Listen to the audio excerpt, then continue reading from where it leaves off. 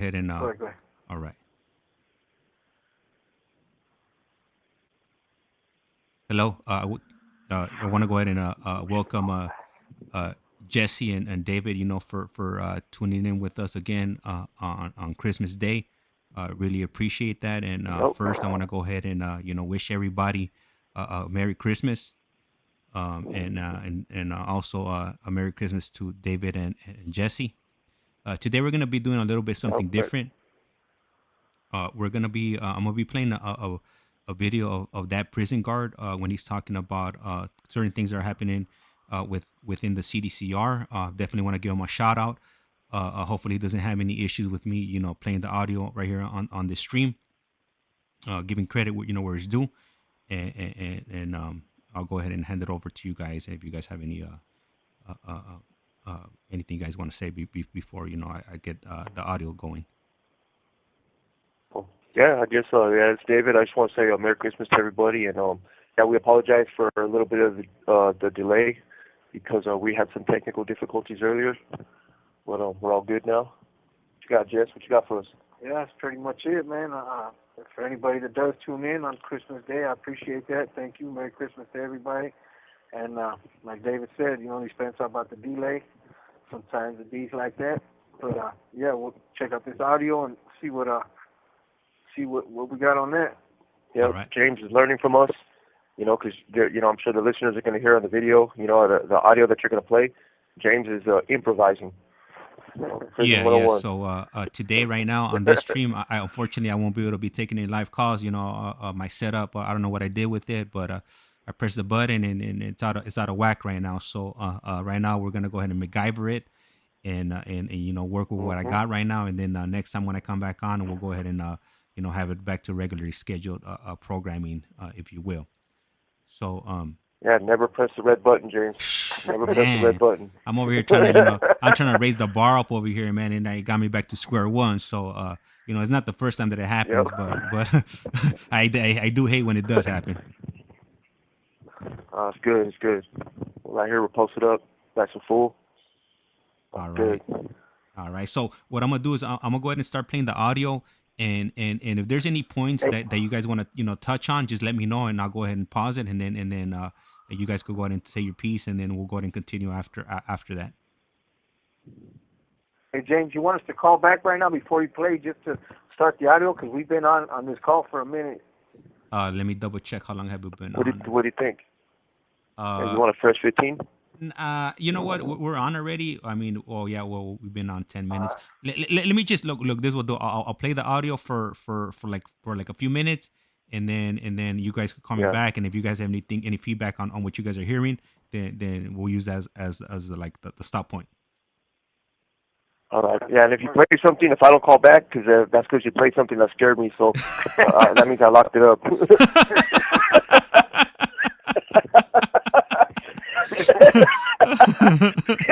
yeah, Jesse went with me. He's scared too. Oh man, I was about to say, well, shit, man. If you roll it up, then at least Jesse could call me, fill me in on the details. Nah, no, he's gone too. Yeah. All right. We're on the buddy system still. Yeah, the buddy says, Oh, yeah, I need man. to tell you in the hole, so you know what it is. All right. I'm gonna go ahead and Yep. hit play now. Let me know if it's too loud. If it is, I'll lower it a little bit. And once again, this is gonna be audio from that prison guard. All right, see what we got. Purpose. He's a real problem child, man. He be looking at the COs like this in the housing unit. Well, puto, this is my house. Oh, this is your house? Okay, buddy. Right. Watch where this story is going. Administration doesn't know what you do with this guy. They're always in the hole and ad-seg and committee. And hats off to administration for this move. This is a crazy move, man. The audacity. And they're like, man, inmate Bill, or he's a Moreno, so it wouldn't be Bill. Inmate Juan, heck, he'd be disrespectful. Inmate Torres, yes, Captain, yes, Warden. Inmate Torres, what can we do with you? Where can we put you? You fight everybody, you ring up drug debts, you assault our staff. Where can we put you? Inmate Torres has that mean-looking mug on his face, thinking can't put me nowhere. I'm the biggest badass in the world, man. Don't you know me? I used to run with the Sureños. Now I'm running the 2-5ers. This is my prison. Is that so? You know what? Fuck you. You're going back to a GP yard.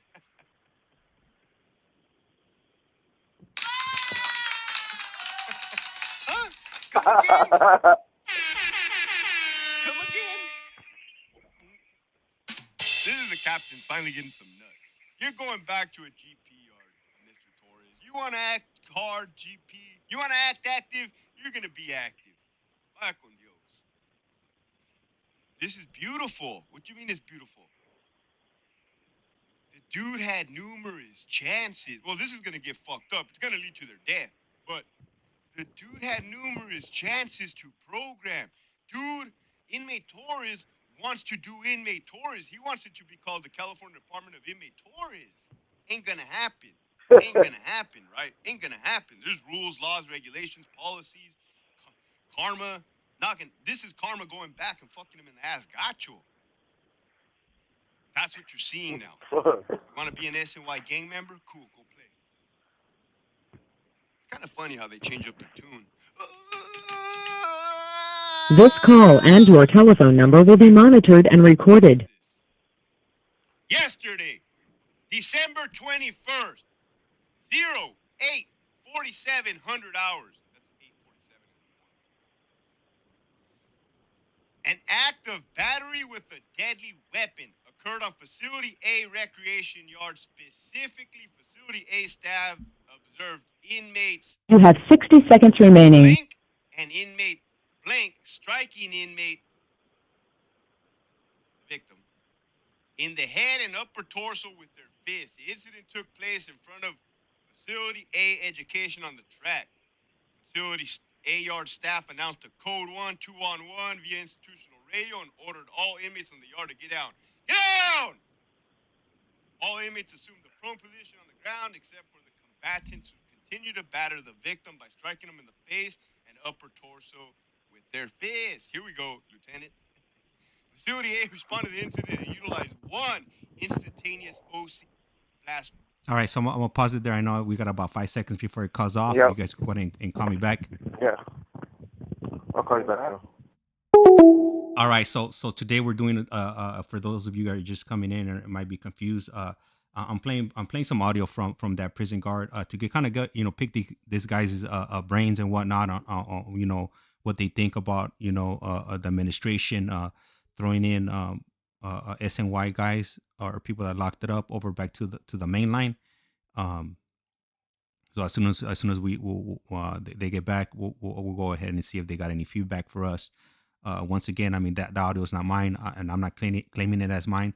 If you guys want to go ahead and check out the full video, go check out that prison guard. Hopefully he doesn't have any issues, with me playing back his audio. If he does, then then I guess I'll probably take it down. This call is now being recorded. Global Tel Link. You have a prepaid call from David Lopez. an inmate at the Centinela State Prison, Centinela, California. This call and your telephone number will be monitored and recorded. You have a prepaid call. You will not be charged for this call. To accept this call, say or dial 5 now. Thank you for using Global Tel Link. All right. So far, do you guys have any comments that you guys want to make on it, or should I continue with the audio? Well, how much longer is that audio? Oh man, he goes on for like 30 minutes. So I mean, if you guys feel that's enough, then we could go ahead and wrap it up as far as the audio, or if you guys want to hear a little bit more. We'll finish the incident. Okay. The incident, yeah, I want to hear the rest of that incident. Okay. All right. Cool. Yep. And I'll go ahead and continue playing it then. Yep. That's a grenade that he goes, poof, puts baby powder all over him. Now we have an incident. We already had an incident because they're using weapons. 1-5-5-4-4-0 launchable flameless expulsion OC grenade. Another grenade. Following the incident, 2 inmate manufactured weapons were discovered on the scene, and the Victim was discovered with multiple puncture wounds to his torso area. The victim was transported to the triage treatment area, the TTA, that's a little hospital inside of the prison, and subsequently transported to an outside hospital. Boom. That fool was a former norteño. Gets put back on the GP yard because he wanted to be with the business on the SNY. Should have just followed the rules, right? Let me know what you guys think. This is very controversial. I cannot believe it. I cannot believe it. Can you guys believe it? What do you guys think before I go on to the next one? What do you think? Oh, Hector, that ain't right. Administration has a duty to protect those vatos, even though they're all over the place. They don't listen to nobody. They want to do their own thing. They want to program on that. What do you guys think? Honestly, I'm not even going to cross my fingers. It's open for discussion. Again, I'm not there no more. For this reason, I don't want to partake in any of this shit. It's crazy. It's off the wall. It's bizarre. All right. We could stop right there. Yeah. Okay. Okay. Yeah, because that's so this is the thing. Like what he said. What he said was the policy is extremely controversial. That's controversial as far as what SNY, and I'm sure it's controversial with the mainline. I mean, I'm sorry, with the mainline. A lot of those guys, they don't want SNY guys over there either. You know, because I've talked to some of them, and the problem is that there's a lot of guys that are trying to do good and trying to get the hell out of there, but they're not trying to come over here to SNY. So there's a lot of people that don't really want that. The guys that are the active gang members, of course, I mean, they're gangbanging, they're on that trip, so, you know, it's like, it's open season. But the policy itself, what he said, right, okay, so I've been around that, and I've been around I've been a part of the problem over here. I don't think that that's the right thing to do, but I agree that some people just don't learn, you know, and it's, from my perspective, is I think that, look, there's guys that when they come into SNY, it's not like what people think. It's not like what people think when you come into SNY. It's wild over here, and that right there falls on the shoulders of Sacramento, because this environment shouldn't have been able to spiral out of control like it has in SNY. This is a failed policy. SNY is a failed policy. It's extremely dangerous in certain places, and people come here with the same ideology that they left on the mainline. They come over here just like I did. We come to this side. We have an idea of what we want to do when we come to SNY, but guess what? We're still drug addicts. we're still gang members, you know, to some degree. We might not be a part of the prison gang organization, but we still have love and ties and brainwashing from the street gang. That doesn't mean when they say, okay, well, he's a dropout. Yeah, but dropout what? You know, that's the thing that people don't really get when they come over here. What do you think, Jess? Yeah, I got more on it, but I want to hear Jesse's opinion. No, I 100% agree with that. You know what I mean? Like, I believe the SNY is a failed policy, and I believe the new policy that they're trying to implement is ultimately probably going to fall flat on its face as well. That's why it's taking them so long to rectify this sham of SNY. But yeah. Dave's 100% right. You know what I mean? Though I never joined an SNY gang when I came over here, when I came to this side, I came from the shoe. I came from dropping out, from stepping back from the prison gang into active in the main lines, from being that dude everywhere I went and all that stuff. So when I came over here, as I've told you in previous sessions, that was my whole identity. That was everything I was. That was when I came to prison with life without the possibility of parole. I was fully committed to living and dying this lifestyle. So when you come over here, all the defects of character and all those beliefs that consumed you for so long, that helped you build this identity for yourself, those things are still so deeply ingrained and entrenched in you, no matter what your reason is. I came over here for self-preservation. I didn't come to the SNY simply to do the right thing. I came for self-preservation, to be 100% real. Yeah. I came to save my own ass, because the reality is I had overplayed my hand, and I wasn't gonna let them kill me. You know, I had already been hit, and it was just kind of like, okay, you got feathers in one hand and shit in the other. Which one you gonna pick? You know, and like I said, I've been hit before, and I kept on pushing. But sometimes, you know, when the gig is up, the gig is up. So for me, it was self-preservation. So when I get here, like most people that come over here, everything that made them gang members, everything because being a gang member is one thing, being a gangster is something else. And I was a gangster. That's just the reality of it. That was my whole identity. So when I come over here, I didn't leave none of that stuff with me. I brought me. You know what I mean? I was the common denominator in all my problems. And so when you come over here and you still have all that ideology ingrained in you, you still have that pack mentality, you still have that. If I would have landed, if I'm 100% real and I would have landed on a different yard that was righteously gang related, like this yard right here is 100% soft, it's completely kickback, it was a full-fledged programmer yard, I had no respect for the SNY gang members here, which is the whole reason why I didn't get mixed up in that stuff, because I got here and I'm seeing these guys, and to me, I'm still a gangster. I'm still that man. I didn't accept the reality that I was on this side. To me, I walked around here with my head up and looking down my nose at all these dudes over here, because to me, I couldn't accept the fact that I had put 19 years up behind me of doing what I was doing over there. And now I'm looking at these cats here like, man, you guys ain't no gang members. This call and your telephone number will be monitored and recorded. What's up, everybody? We have chips on our shoulders. Right. Come over here. Right. Like we ascended what these guys were doing even when they were active. Right. So we come into this environment and we're thinking, okay, you guys are scrubs. Yeah. So when you get here, it's not that easy. And I learned that the hard way. I came over here to this side, and I ultimately, after a few months of trying to figure out what I was doing, trying to figure out what was going on, I told you before, I started to get real depressed because the reality started to set in. Hold on, man, you might think that you somebody, but you nobody. You right here on this PC yard with the rest of these PCs. You right here on living amongst, chomos and all these other stuff. And when we're on that side, you have this perception that this side is just full of cesspool, this, that, and the other thing. But you start looking around, and these yards look no different than any other yard I've ever been on. It's the same people. It's the same, there's dudes with bad cases. There's dudes, and at that point in my life, when I seen that, it gave me a sense of, okay, well, at least I'm not like them. I might be on the SNY, but at least I'm not like those guys. Those guys got bad paperwork. Those guys did. But the reality of it is there is no difference. That's the truth about it. So the question about that, like what you're saying with respect to coming over here, is people, just because you leave the main line, you bring everything that made doing what you were doing on the main line cool.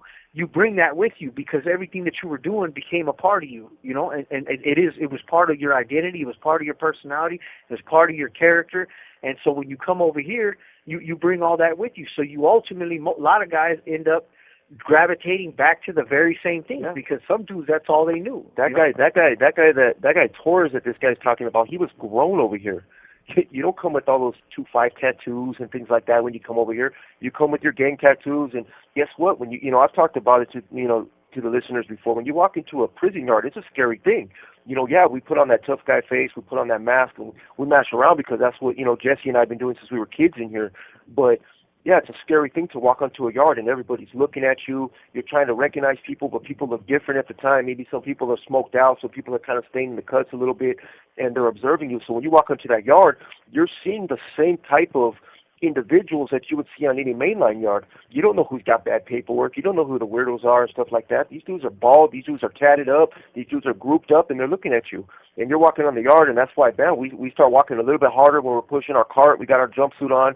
We're going towards our building. We're walking hard. Like, that's probably like the hardest walk we're going to walk on this yard, huh, Jess? Like when we first stroll up on this yard, we're just looking around. We got a cold stroll, the coldest stroll in the world, man. This call and your telephone number will be monitored and recorded. You're doing everything you can to mask that fear. Yeah, and that's the mask of fear right there. That's what we're doing. Especially with the unknown. Yeah, with the unknown. And we hear stories. We hear stories about people, we hear stories about those guys, the prison gangs on this side and stuff like that. And, there's a lot of gangs on this side, James. It's worse than what we hear when we're on the main line, because most of us only hear of one gang, the one that the guy mentioned on that podcast. We hear that name all the time, and we don't know what that is. I remember on the main line, we thought that was a code for PC or, something like that. There's all kinds of little stories, but at the end of the day, that's what's on our mind when we cross into here. Like, damn, we hear about these dudes.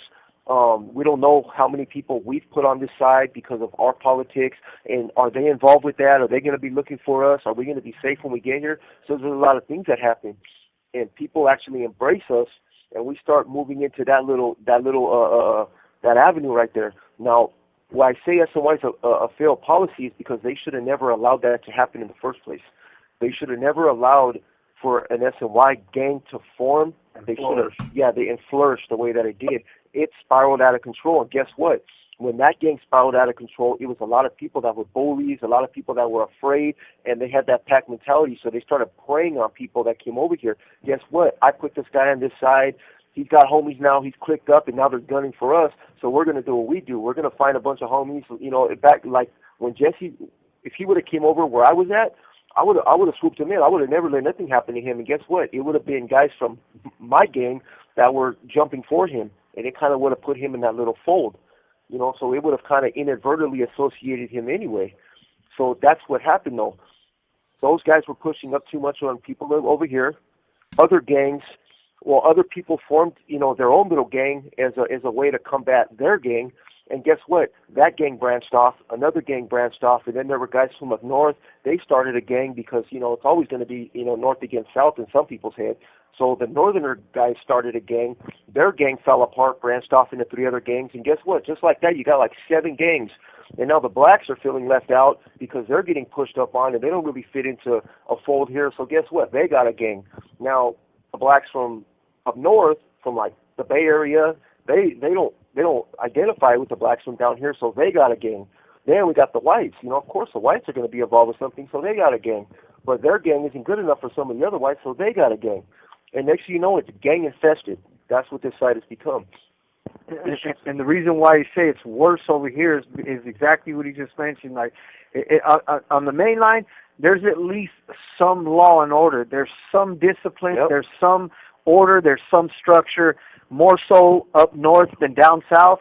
But there's law and order and there's structure. But here on the SNY yards, there's absolutely no law and order. That if somebody wakes up today and says, you know what, I don't give a damn how this looks, I'm going out here and I'm getting off on somebody. Whatever the race is, and the race thing still takes place here. But there's nobody to stop you from doing anything, regardless of how many people it's going to get hurt. And people are just wilding out. If you wake up having a bad day, it can affect the whole yard. It can affect everybody, all your gang members involved. But nobody's going to tell you not to do it. It's a straight pack mentality, and that's why it's a lot more dangerous on the SNY than it is on the main line. Because on the main line, you're not going to do anything without it getting approved. And if it's not worth dying over or killing over, it's not worth fighting over. Now, yeah, and the thing is with this guy, right? Okay, so this guy, he had a chip on his shoulder. I agree with the ex-officer that, you know, that prison guard. I agree with him. This guy has a chip on his shoulder. Nothing that they're doing is working with this guy. This guy's calling shots. He's instigating. He's inciting. He's basically. You have 60 seconds remaining. He's snubbing his nose at the administration, and these are the people that are supposed to be protecting him. What do? Put him back on the main line? He's going to get butchered. That's an instantaneous death sentence. So you're sentencing the guy to death. You know, everybody knows who's over there. You're going over there, and it's just, okay, you're not listening to us, so we're going to kill you. That's basically what they're saying. He could have died. He was stabbed all in his torso. 2 weapons, 2 hitters. Is that the right decision to make in a pro-social society? Let's just kill the guy, because that's death right there. And we'll get into this topic in a second, James, because I know it's going to cut off. All right, perfect. We'll be here waiting for you. And I want to go ahead and read off some of the comments to you guys when you guys get back. Okay. All right, cool. So our 15-minute call, has come to an end. Though they should be calling us back shortly, and I'll go ahead and definitely get into these messages. Unfortunately, today, earlier on, I was messing with my other computer, the one that I'm allowed to use as far as to bring incoming calls.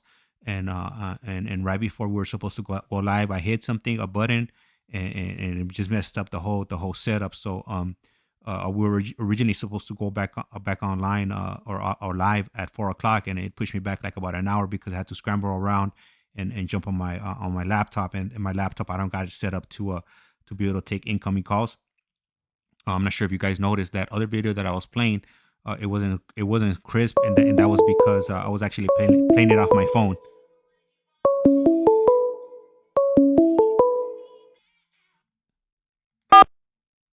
This call is now This being is Global recorded. Tel Link. You have a prepaid call from David Lopez. an inmate at the Centinela State Prison, Centinela, California. This call and your telephone number will be monitored and recorded. You have a prepaid call. You will not be charged for this call. To accept this call, say or dial 5 now. Thank you for using Global Tel Link. Hello? Yeah, we're looking at a yep. It would be to your benefit. Yeah. Okay, so they changed it from when I did it. Yeah. No, we're looking over. That's my renunciation chrono. But see, this is just a year after. This is just a year after mine. Yeah, we're looking for because this one is upon the release test. We're going over a SNY my renunciation chrono. So basically what we were saying real quick before you get into reading the comments, that's where me and Dave differ a little on the opinion, right? Because when I dropped out, when anybody drops out, you sign a renunciation chrono where you're denouncing your gang affiliation to come SNY, which at one point in time was sensitive needs for people who required safety who had safety concerns and required basically protective custody. And so on the original chrono, the original one that I had received, it said that if you were involved in XTG activity or basically if you continue with any of the behavior that you were doing in the general population, STG stands for security threat group, yeah. And so that they could basically pull your SNY chrono, your 128 chrono, and place you back in general population. So you signed a contract saying that by you coming SNY, that you're denouncing all criminal and gang activity. So this one, David's is a little newer, or I don't know. This is I got mine in one. Yeah, this is 2018. 2018. So it I don't know if it's changed. Maybe I misread it because I wasn't really I had to go through the whole step down process. So maybe the one that I read and the one that I had was a little bit different. And but basically, it was just basically telling us that if we continued on that bullshit, that they could put us back on the GP yard, and I agree with that. The reality of it is if you're done, you're done. You can't. Me personally, I feel that, and I'm one of those guys that came over here and did the same things I was doing on the main line. But I wholeheartedly believe that, like, hey, if you want to be a gang member, even though I wasn't a gang. And even though I wasn't a gang member on this side, I was a gangster, and I contributed to the gang culture because I was trafficking in drugs, I was selling cell phones, and I was contributing to the violence on the yard, contributing to the dysfunction on the yard because I was the one providing the gang members. I basically had them doing my bidding because I was the man with the sack. You know what I mean? And so I just did what I was doing on the main line, the same crap. I didn't have no respect for the gangs in the sense that I would actually join them. But I was utilizing them, to feed my own ego and my own pride and further my own benefit. And so, looking back now from where I stand today, I wholeheartedly believe that, like, hey, you know what? We gave you an opportunity to come get a new, fresh start in your life, and look what you did. You came over here and you continue with the same exact stuff. So if you feel you're that tough and that's who you are and that's what you're doing, well, let me put you back in a place where it's conducive for that kind of stuff, So Dave's 100% right when he says that, like, okay, well, you guys might as well put him out on the hard yard and do the firing squad, because he's absolutely right. Putting me back in GP or putting anybody back in general population after they've come over to this side, it's a death sentence. But I do believe they should be removed from SNY. Absolutely, they need to put them somewhere. When I was in Kern Valley in the 180, they were actually starting a comprehensive behavioral management unit. They were supposed to make it. They were training for months on end. They were supposed to make it over there where anybody that had a violent shoe in the last year, whether general population, SNY, whatever it was, they were going to put them on that yard and basically let them kill each other right there. That was their whole thing. Like, hey, I heard that too. Yeah. Yeah, and that made perfect sense. It's like, okay, you guys want to act like animals? Well, then we're going to put you right there, and we're going to give all the cops guns, and we're just going to watch you guys kill each other, and we're going to kill you guys too. And I'm not as heartless as that now today, but I kind of understand because I mean, they want to be handled with white gloves, but at the same time they're running around here acting like predators. I mean, they're not acting like it, they're being predators. You know, they're killing people over here, and they're stabbing people, and I was jumped on, by two guys. This call and your telephone number will be monitored and recorded. That's a war zone yard, and it's just I do believe that they should be removed immediately from SNY. The first time they get one of them tattoos blasted on them, one of them gang tattoos, or they're congregating, and I think that they should be removed from the yard. Now, it's been shown though that AdSeg doesn't work. Me and Jess were run through AdSeg, freaking damn near grew up in the hole, and that doesn't really work either because that actually that has a whole different dynamic of issues that it creates. And then the thing is, if you put them in an institution all together, all they're going to do is congregate, and they're going to killing each other. Yeah, they're going to start killing each other and strengthen what they got going on and strengthen their bonds, and it's going to turn into something in spiral. Yeah, so it's you're damned if you do, damned if you yeah, don't. it's not a one-stop shop solution, with these guys, but they shouldn't be here with the guys that want to go home and do good. They shouldn't be here with us. I shouldn't have been on a yard with guys like that are trying to do good when I was involved with that. It's just the fact of the matter is I was a part of the problem. I understand it. I've addressed the issues. I was given an opportunity to renounce my associations, which I did, and I've abided by the contract to the letter. I have a copy of my contract. Me and Jesse were going over it right here, what's expected in SNY, and I've abided by that. I've renounced, affiliation, association with that, specifically. But yeah, it's just there's guys, we've met guys like that, guys that just think they're the hardest cats in the world. We were those guys. Yeah. Yeah, we've looked at them in the mirror. Yeah. But what you got for us, James? You got some comments for us? Yeah, so right now, while you guys were talking, I want to give a big shout out to Fish Slayer SoCal. He's dropping a big 19.99 on you guys. So 19.99 is going to go your way. That's cool, so you guys can go ahead and buy some chili lime sopas or some chicken patties. That's it. Whatever your heart desires. I gotta go look for tamales.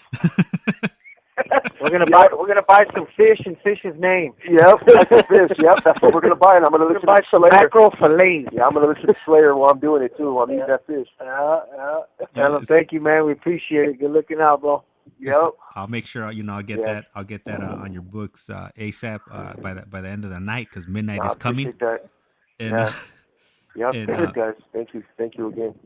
So shout out, big shout out to Fish Slayer. He's definitely been showing you shout guys out. Merry love, Christmas, and showing me some love too. So gotta definitely recognize that.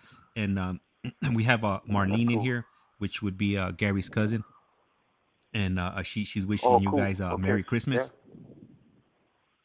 Merry Christmas, Marlene. Merry Christmas, Marlene. Gary's my boy right there. So he's doing good. That's one of the first guys that I actually. He was the first example in the self-help program, and it was with ABP. Yeah, so shout out to him. He's a co-facilitator with me in another programs for PrEP Partnership for Reentry Program, and I don't know. I'm sure she knows, but Gary's an awesome dude, and he's doing great these days. And I know he had a minor setback with with the rescission on his date, but there's no doubt in my mind that man will be out very soon. So just you guys keep your hope, keep your faith, and know that Gary's doing everything he's supposed to do, and he'll be back with you guys in no time. That's right. What else you got for us, James? And then we got you definitely can't forget about ICEMAN, and he puts Merry Christmas, Jesse. I wasn't able to message you today on the GTO app. I was able to drop a line to a few of the homies. I'm finally home alone after 2 days of entertaining family members. So earlier on, he was on the chat and he had mentioned that he went to see Aquaman, I believe, with his granddaughter and his niece, I believe, if I'm not mistaken. So cool. he did tune in to us a little bit earlier on. So they're big, huge supporter. That's right. Shout out to Alex, man. Yeah. Don't even trip. I appreciate that, Iceman. I already know you reach out when you can, and we appreciate your support. I know you reached out to my celly, so getting at one of us is just as well as getting at the other. Yep, I sent him all your respects. Yep, he did 10 years to me, and we appreciate it, man. You definitely becoming one of the Teamsters. Yep, and you guys want to know the crazy part is that I haven't been out of the cell yet since yesterday during our phone call. Yeah. I'm still in here locked down. Jesse went to visit, but yeah, that's just. Oh, so they still haven't showed up? I got that look. Nope. No program. I got that wild look in my eye. Yeah, I came back today, and he had his hair sticking up and He had circles around his eyes. I'm like, what's going on? Yep, I was running a cup along the bars. Yeah. He was doing pull-ups off the roof. Yep. Yeah, I got love hate on my knuckles. Yeah. I've been in. Yeah, I came in and he had a white Pro Club shirt with black stripes drawn across it and a black permanent marker. I'm like, what are you wearing? What is this? He's like, I'm feeling like a prisoner now, bro. You know what I mean? He had a fake ball and chain wrapped around his ankle. I'm like, look, dog, this is Christmas, not Halloween. Take your costume on. Yep, that's me, man. I've been in the cell for over 24 hours. Yeah, it looked like he was in here breaking bricks while I was at visit. Yep. Damn, straight hard timing it. Straight hard timing it. But you know what? I will say this, though. Before that used to be a serious thing. When they used to take this program from us in these critical times, like during the holidays when this is our, you know, we just want nothing more to be able to call our loved ones or, you know, just for even those 15-minute phone calls. It used to be detrimental on us before, you know, but now it's like we got the tablet in our cell, we got our phone calls, and really that's all that really matters is being able to reach out to our loved ones and staying connected with the people out there that matter, or being able to do this right here, you know, like this is liberating, you know. So even though, like I said, for me, I was able to go to visit today. I had an awesome visit, you know what I mean. So it was cool, it was great, you know, to go out there and, you know, make hot cocoa and paint Christmas ornaments with my son and just be able to spend some time with my family. It was cool, you know. And I got jumped out there by a couple kids in the play area, but I'm already used to it. A bunch of little hooligans out there. Oh, yeah, I was out at the door right now looking out. I still got that wild look, but now because they got Christmas dinner right now. They're serving the trays, and I didn't see nothing interesting on the gist. I didn't see no pecan pie. No? What do you think? I don't know. Yeah. I'm not sure if I can trust you right now. I came in and you had Wilson with you. Looking like a castaway when I got back to visit. Yep. Hold on, let me go see, because if there's chocolate milk on the tray, I got to go get it. That chocolate milk only comes around once or twice a year. Yep. Yeah, we might have to step out for dinner. As long as he didn't have a box of chocolates, then he's all right. Yeah, that's what I'm saying. Now we're trying to look at right now because it's right now for Christmas you get this you get the one tray a year that's supposed to be all right, you know. And I'm more interested in that pecan pie, but I don't know if we're gonna even get it. Yeah, what do you guys normally do during dinner time during these podcasts? You hold real quick, or you call back, or what do we got going on here, James? For me, right, I just ate some tamales earlier on. I had a small little break. I ate some tamales, and then I had to clean up the outside of the house, and that's pretty much been my Christmas. Oh, you know what? I forgot to mention. So last night, when we got back from the suegro's house, we put our daughter to sleep maybe like around 1 a.m. And I know you guys are thinking, damn, you guys are putting the 5-year-old, sleep at 1 a.m. She should have been sleeping at 7. But yeah, not over here. Yeah. So my lady has this tradition that what she does is, obviously my daughter, she's young, she's 5 years old, and she's still, she's at in that stage where, Santa's everything, so she thinking Santa's gonna come, break her off and give her some, some really nice Christmas gifts and whatnot. And so what my daughter and my wife did was they got this bag of flour and like they put it on the floor. They put like these spots of flour, and then my daughter got a boot and she like made some footprints, so it kind of looks like snow and like so they're giving the effect like Santa Claus came down the chimney and he left like a bunch of snow footprints. And then my wife put like she baked some cookies last night. And she bit one, and then she left like 3 cookies out there, and with a glass of milk. So my daughter, she wakes up today in the morning, and then she walks out there, and I recorded it. And she sees the footsteps. She gets all happy, because she can't wait to see the gift she got. So really, that type of stuff, I didn't get in my childhood, but you know what? I'm glad my wife, she has, the initiative and she has the vision, to do things like that for my daughter, so she has those type of memories to remember, at that young age. So that's what I did this morning, and I really appreciate, like Jesse was asking me yesterday about, how would what kind of effect, you have 60 seconds remaining. What kind of effect would it have on my family if I wasn't here? Man, and just looking at moments like that, it would be devastating. I was talking to my wife, and she told me the same thing. She was like, "Man, if you weren't here right now, like she was like, I don't know how I would do it. It's devastating. Like we need you in the household, and I'm sure your family Yeah. feels that, and both of your families feel that because you guys are not Hey, there, hey, James. This Yeah. call and your telephone number will be monitored and recorded. It's gonna cut off. Give us like 2 minutes to call back. All right, we're gonna grab this tray real quick, and we'll Okay. call you right back. All right. Cool. Perfect. Thank Like you. 2 Thank you. minutes. All All right. right. All right. Thank you. Yep. All right. So, hey, I want to go ahead and give a shout out to ICEMAN. I see that those $20 you went ahead and dropped right now. When they come back right now, I'm gonna go ahead and mention that to them. But a big shout out to I'll go ahead and as soon as we finish the stream, I'll go ahead and send it on over just in case anybody else sends anything this way, so I could just send one payment, and they only give me with that fee one time. But anyhow, yeah. So pretty much that was my morning. We did that.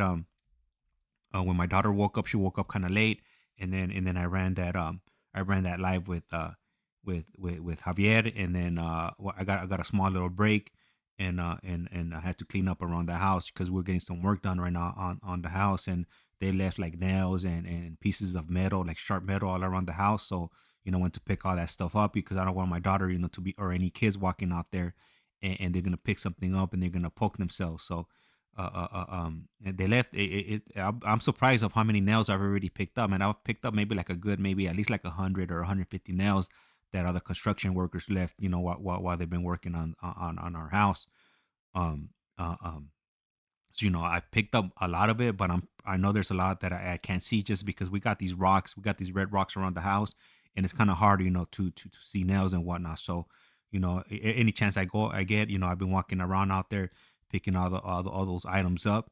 Like I said, I definitely don't want anybody to get cut or hurt or anything like that, because I definitely can't afford a trip down to the urgent care or to the emergency room. Those bills definitely rack up really really quick. And I could definitely attest to that just because I did a few trips a few months back, and man, like they definitely hit me over the head with those hospital bills, even though we do have insurance. Those copays are definitely not a joke. Those ambulance rides, that man, I wouldn't wish that upon anybody, having to go to the hospital, because it's all bad. And the funny thing is, when I was in the urgent care, I was telling them, nah, like my father-in-law's here, he could take me, and it's just like maybe like it's not even a block away, like the main hospital. So they're like, nah, we got to take you, and it's for you, it's for your own well-being. And then I was like, man, and I was thinking that, I was like, man, I definitely don't want to deal with that hospital bill, or not the hospital, that ambulance ride, because a lot of times insurances don't cover that ride. You're looking at least like between a G or 2 Gs. And the doctor kept on insisting, and I'm pretty sure they do it because it's a liability issue. If something happens to me on a private vehicle, then I'm sure family members, if something ends up happening, they're like, why'd you let him go, and they might have a lawsuit on their hands. So I do see where they're coming from, as far as that aspect. But unfortunately, we live in a day and time where it's like unfortunately you have to make a tough decision like that. Should I drive myself, or should I just risk it and drive myself, or have the ambulance take me? All right, so they're calling back. This call is now being Global recorded. Tel Link. You have a prepaid call from David Lopez. an inmate at the Centinela State Prison, Centinela, So, last man, you asking California. about my This two call and daughters. your So telephone number will one be is in monitored college. and She's actually recorded. home You have a prepaid from call. college right You will now. not be So she's charged for home. this call. And then To my accept older this one, the one that's call, say 26, or dial she's 5 now. I haven't seen her in a few weeks. Thank you for using So Global normally Tel do like a Link. layover here. All right, hey, thank you guys for James. calling back, man. I was over here, I didn't know what to talk about, so I was trying to hold my own over here. What have you done, man? All that work that we've done, James. You've unraveled all of our progress. No. No. Hey, you know what? Hey, you know what? Just to throw this out here. Like I'm more. You know what? Like when it comes to me, I'm more like a technical person. Like so I could set your stuff up. I could set up like all your audio and your cameras and stuff like that.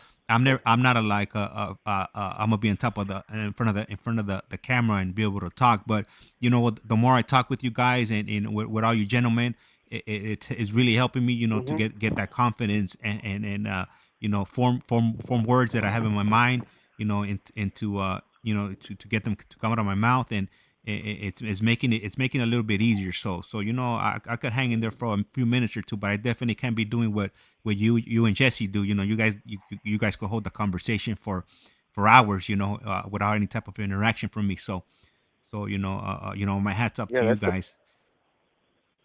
that's the problem. Hey, Jesse's still getting situated right here. But now he said that he's getting more confident, with talking because he was holding down the conversation while we were out there for a second, Yeah, And yeah, he just said that I was just relaying it to Jesse right now, He said that we can hold a conversation for hours. See, the problem with me and Jesse is we're too confident. That's the issue here. yeah. We walk into any situation and we're just like, all right, well, how can we be your gift?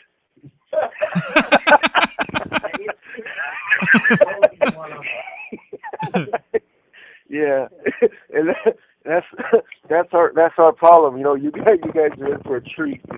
Yeah. So Yeah, it's Christmas. What color paper do you want me to wrap myself in? This call and your telephone number will be monitored and recorded. So when you guys hey, were, so let me tell you. go ahead. Go ahead. No, so I I was was just going to tell you about my Christmas dinner. okay. Yeah. We definitely want to hear about that. Like? Yeah. I'm holding a chocolate milk carton. That's all I came back in with. That was the highlight of the dinner right there. I regret. When I do these podcasts from 4 to 6:30, I miss dinner every time. And that's big stuff for him because this man does not miss a meal. Yeah, and I'm just like, you know what? I'll make something in here. We'll keep the conversation going. But I took this one. I got dressed. I got my blues on right now. I ain't been out to sell in a while. That's my walk for the day. And I came back with a chocolate milk. I gave away the whole tray. That's how disgusting it looked. I will not bring it in to sell. Hey, did they have some of that ham? I hate ham, especially that lock-up ham. They did have ham, and but that ham looks like it's the same color. It's the same color as Jesse's calf. It looks like a carcass. Yeah. Yeah, it's like I don't know. It's like moon gray. Yeah, it's nasty. Man. Hey, what were you gonna say right now, James? You were gonna say something. Oh, okay. So since you guys let me over here, with one paddle, to work with, while in the ocean, I was speaking about. I was kind of talking, speaking about this whole like with Santa and whatnot, and then how I was cleaning because we're having some construction done right here at the house, and the construction workers left like a bunch of nails and sharp objects like around, like thrown around like the outside of the house. So I was picking that stuff up, and then I was mentioning that I definitely didn't want anybody to get hurt. Being right now that if you end up in the ER, even with insurance, these insurance co-pays are ridiculous. And I mentioned that I ended up in the hospital a few months back like in June, and man, they hit me over the head. I think I ended up paying like with co-pays and whatnot in the hospital over like $5,000, from like different hospital visits and whatnot. Man, it definitely hurt my pocketbook over here. It's not easy, and then it turns out I was fine. There's nothing wrong with me, or at least anything that they could find with me. What the? Yeah. Are you a hypochondriac, James? Nah. I've been good all my life, So trip out. Yeah, let's go. What's that for us? So what happened? So you know what? One day I was at work and I wasn't feeling good, and then so I went to the urgent care across the street, and then the doctor ended up telling me, like, hey, you're having like signs of, having like, I don't know if it was like a heart attack or a stroke or something. So I ended up going to the emergency room, and they ran like a bunch of tests, and they're like, nah, you're fine. So they ended up shooting my information over to my primary care doctor, and I ended up going in for a visit, and then the nurse ended up hooking me up to EKG, and she was like, oh man, something's wrong. So they called the doctor, and they're like, oh, now you can't leave, like something's wrong. We're gonna shoot you over to the main hospital. So I ended up going over there, and they had me under a light, and man, and then so they ended up running a bunch of tests, stress tests, EKGs, and this, that, and the other, and I was there for 3 days, and and they couldn't figure it out. The cardiologist came in, and he was like, nah, it's not your heart, it's something else. He was like, maybe it's stress. So so what I ended up doing after that ended up happening, I ended up taking a bunch of time off of work. Like, so normally I would work 40 days, 40 hours in a week, and I ended up cutting back on that just because like maybe it was, like I've been maybe under stress at work and I didn't even realize it. So I've been working maybe like twice, maybe like once or twice every week now, just because like with all that stuff that was happening. And man, ever since I did that, Yeah. man, I've been feeling great, and it actually gives me time to to do this podcasting and whatnot. So I have a lot of available time. I get to pick up my daughter from school, drop her up and pick her up every day, and I got time for the podcast. That's cool. Money's a little bit tight, but like we make it work with with what I have coming in, and life's definitely great right now. Stress free. I don't have to deal, with those stresses from work. Only when I go in that once or twice a week. Unfortunately, this week that just passed, I had to work 40 hours. But other than that, man, I feel Yeah. great. Previously to this, I never had any other health issues, and like I said, they couldn't figure out, what was wrong with me. So hopefully, I'm hoping that it wasn't anything major and nothing surfaces, down the line. For sure. Yeah. Yeah. Do you eat a lot of chile? Nah, I don't. My wife doesn't cook with chile, so the only time that I do is certain foods. When I go out of my way, to put some on it. But other than that, nah.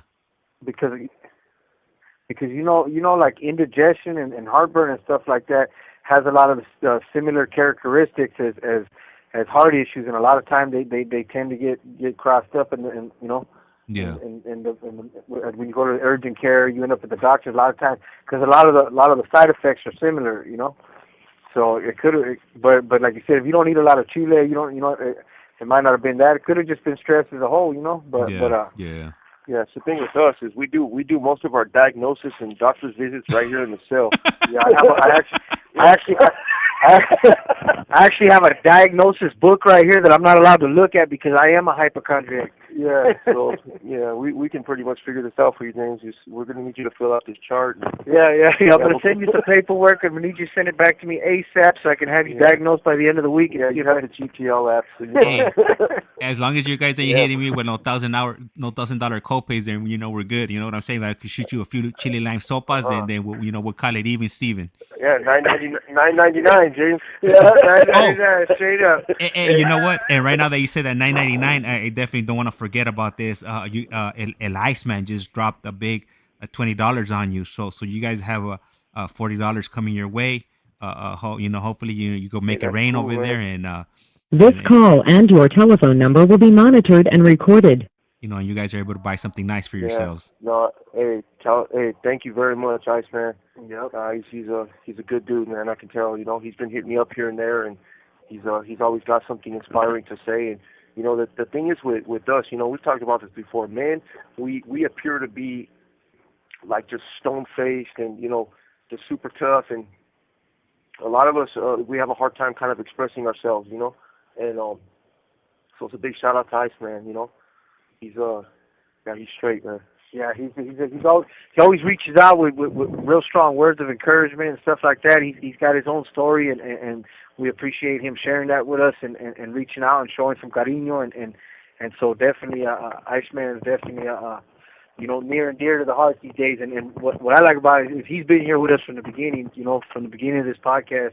And I remember, remember him being on there from the jump, so it's cool, I'm kind of hoping that later on, one day, hopefully being able to meet him in person and show him how their story ends, Yep.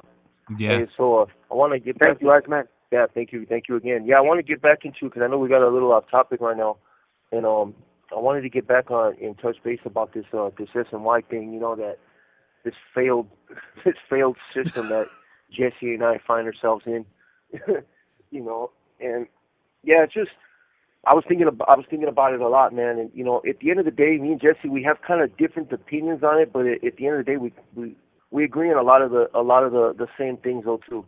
It's not like it's just Jesse's very black and white sometimes, but we both know that violence is not the answer. Absolutely. And that's what I feel like is happening in that regard, and it just. But I also agree with that prison guard. These dudes just don't learn. They just do not learn. There was a thing. There's actually a samurai maxim. I forget exactly what it was. I can't remember. I haven't heard it in so long though. But the you basically the gist of it was that sometimes the only way to teach somebody a lesson was a cold hard lesson. You know what I mean? And that's what they used to use. I know I used to utilize it when I was promoting the gang activity and the propaganda that I used to frequent in before. And that was the reality of it. Like if you can't use diplomacy, if you can't reason with somebody and you can't get them to understand where you're coming from, then you made them understand. And I don't subscribe to that in any way, shape, or form anymore. But clearly CDCR is that sounds to me like that's kind of the path they're taking.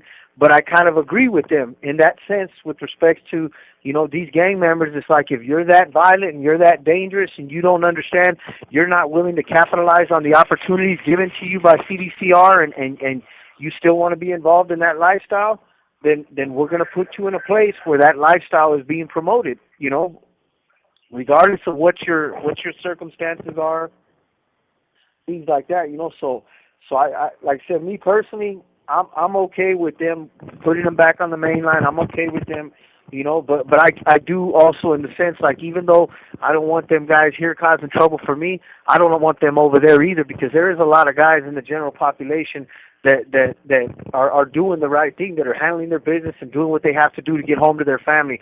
I know a lot of people say, well, how can you subscribe to, North or South politics or Blood or Crip or White or whatever the politics are that you're living by. But the reality is, and I tell people that all the time here, in the groups and stuff like that, because they have a tendency of bashing the general population. But I'm going to tell you, like, yes, that you subscribe to a certain ideology coming in, but there's a lot of cats on the main line that are minding their own business, that are there, that are doing everything they have to do. They're getting educated, they're handling their business, and they don't stick their nose in nothing. Now, don't get me wrong. If they get put in a situation, if they're in the wrong place at the wrong time, it's going to come up, and they have no choice but to do what they have to do. And it sucks to be them. It sucks to be them at that point, right? But the reality of it is, for the most part, there's cats over there that have been there 10, 15 years on the main line and never gotten in any real trouble because they mind their own business. They don't get involved in drugs. They don't get involved in politics. They're just there doing their own time, So it's not as bad as it can sound sometimes. But to administration and to BPH and things like that, they're like, well, hey, as long as you're in the general population, that you're subject to whatever the politics tell you at that point in time, which is true. But again, they're going to try to do their part to keep it away from you if you staying away from it yourself. And that's the gangs and that's the actives as well, One of the policies that I saw, I guess the former secretary, what was his name, Ralph Diaz, yes? Yeah. Ralph Diaz, yeah, he was a former secretary of corrections, and one of the things that he said, right, was they were going to create two systems. They said SNY is a failed policy, they're going to do away with it, it's done. But there's two systems. You have 60 seconds remaining. There's people who want a program, and there's people that don't. So there should be a place. There should be a place for both to exist. These guys don't want a program. They want to gangbang. They want to do what they do. Put them all together. Let them do what they do. People that want to do good should have an opportunity to do good. But I haven't seen that. I haven't seen that system really been implemented. James, it's going to cut off, so I'm going to give you a call back, James. Yeah, absolutely, yeah. All right. So I want to go ahead and thank you guys for tuning in, and we'll go ahead and continue right now as soon as they call back. And I was laughing at that one comment ICEMAN put. He put gargle warm salt water, take a Tylenol, and duct tape. Oh, there it is. I'm gonna have to use that on my wife. I'm gonna go ahead and give her those home remedies right here, courtesy of ICEMAN. Anyhow, man, some of these comments have me rolling and laughing.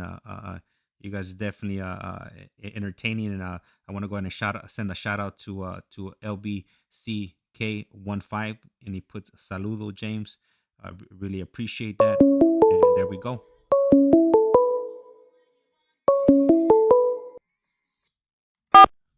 This call is now being recorded. This is Global Tel Link. You have a prepaid call from David Lopez. an inmate at the Centinela State Prison, Centinela, California. This call and your telephone number will be monitored and recorded. You have a prepaid call. You will not be charged for this call. To accept this call, say or dial 5 now. Thank you for using Global Tel Link. Hello. Okay, James? Yeah. Yeah. So I wanted to continue just on that perspective right now. I could tell you what they're doing wrong with that is they're putting too much emphasis on 50-50 yards. They're promoting it too much. It shouldn't be called a 50-50 yard to begin with. 50-50 yards are, there's people that are some are SNY before, some are GP, like San Quinn is a notorious 50-50 yard. Also CMC East has always been a 50-50 yard. And that's basically where people coexist, but realistically we all knew that the guys who were on that yard that were GP were actually they were in the hat, for being there. But what they need to do is create these facilities, right? And they need to just start putting people over there.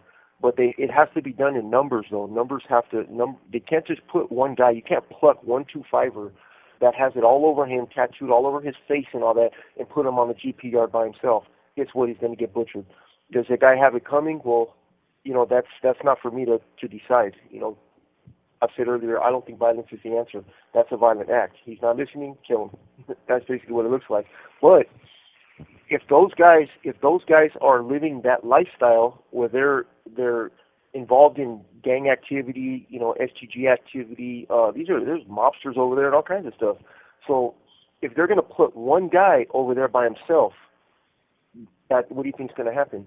What they should do is round up all those guys that are validated, they're flagged, and they should give them an opportunity right there. Look, renounce, and if you agree to renounce, we're going to send you to the step-down program. We're not going to just let you sign a paper and put you back on the SNY yard because you're going to do the same behavior. You guys we're going to pluck you and we're going to put you in a temporary holding, an ex-ADSEG unit. We're going to put you all over there together. And guess what? In 2 weeks, we're going to put you guys all in the main line together. You guys are going over there, but you're going to go to a non-programming facility. We're not going to put you with a bunch of lifers that are on the main line that are trying to go home. We're going to put you with the gang members. We're going to put the gang members with the gang members. Give them an opportunity. We're going to let you guys renounce. Right now, this is your final warning. Renounce, and if you agree to renounce, we're not going to put you back on SNY. We're going to send you to the step-down program. You're going to have to go through a process. Basically, it's a reprogramming process because we need to start addressing these gang issues. And the people that should be working in these step-down units should be people like me and Jesse. We should have jobs in places like that, where we can work with individuals, but we have to be safe also. If we're not safe, hey, we'll have them doing groups in cages so we don't get assaulted. But just like we have OMCP mentors here, we have guys that went to these other places and they became drug counselors. They're coming, they're working here, and they're counselors.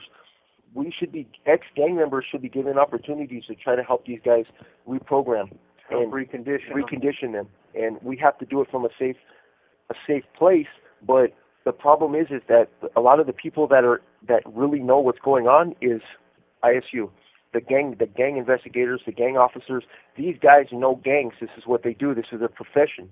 But they're not here to help rehabilitate these guys. They're here to make sure that institutional security is being enforced. So those guys understand what the gangs are. These other officers that are here, they just document a report. They turn over their reports to ISU. They don't engage with the gang members. All they do is observe.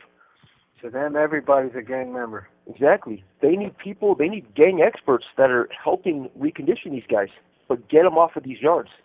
Yep. And if they don't learn, hey, put the gang members with the gang members. Let me ask you guys. Whatever that is, they have a decision to make. Yes. Okay, so like in this case, this guy ended up getting moved over to the main line. He got hit, and what do you think should happen to him? Maybe I'm not sure if he survived or what was the outcome of his whole situation. But step down program. Okay. Yep. There's a thing called the restrictive. It's RCGP, which is the Restrictive Confinement General Population Unit. Yep. And they're right there with the step down. This call and your telephone number will be monitored and recorded. And it runs concurrent exactly with what David said. That if these dudes aren't ready, you know what I mean? Like if your mind and your heart and everything about you is gang related, gang member, gangster, whatever you want to call it, you have to be it's brainwashing. You need to be re-brainwashed because you were brainwashed into the gang ideology, the gang mentality, the gang mannerisms. So they have to put them in these restrictive confinement general population units and start to recondition them slowly, spoon feed them it's cognitive behavior therapy. Spoon feed it to them because you can't just dump it on them because their whole belief system is going to be contrary to anything you're telling them. So and like how David said, the step down program, when I was validated and I was in the shoe, when they started the step down program, it was a 2-year process minimum. It was going to take up to like 4 years. Like it took forever. You know what I mean? And that's what they need. You can't just let SNYs out or anybody out to the yard without conditioning them in a new way of thinking, a new way of believing, a new way of feeling. Give them mental health therapy, giving them cognitive behavioral therapy. You need to address it from so many different angles because they're being who they're supposed to be in the environment that they grew up in. Yeah. You know, and so it's what they know. Yeah, it's what they know. You know, and so and like I said, we're both examples of that. You know, we came out here and like I said, I didn't join a gang, but I was absolutely a gangster. And so it's the same thing. It was the same behavior because I got here, he got here, and that's all we knew.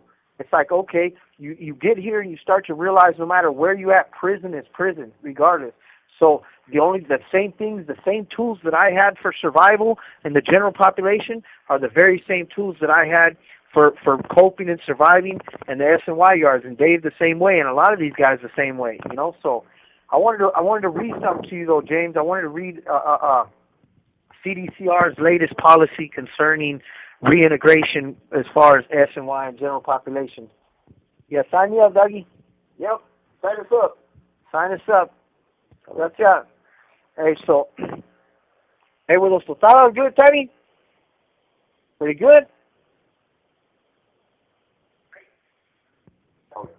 All right. Gracias a los dos.